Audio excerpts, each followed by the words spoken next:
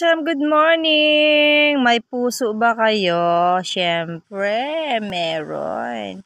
Ibig ko sabihin, puso ng saging. Hindi naman tayo mabuhay kung walang puso. So ayan, maggagata tayo. Gagawin ko mga ka-charm, aadobuhin ko muna siya. And then, saka ko siya gagataan at haluan ko ng tuyo. Ano bonggang-bonggang sarap na tuyo!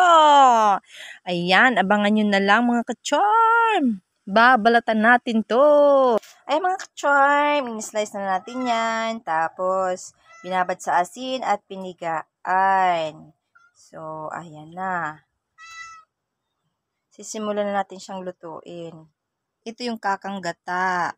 Unang piga ko yan. Ito naman yung pangalawang gata. Pangalawang piga. Ating bawang luya, sibuyas. Igigisa natin siya. Dahil probinsya style, ayan, naglagay tayo ng mantika at igigisa na natin. Inuna natin ang bawang.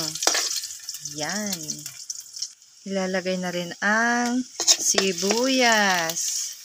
Pagkatapos, ang ating luya. Ayan.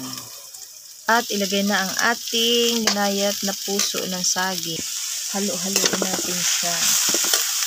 At takpan muna natin ng mga ilang minuto. Ilagay ang pangalawang gata.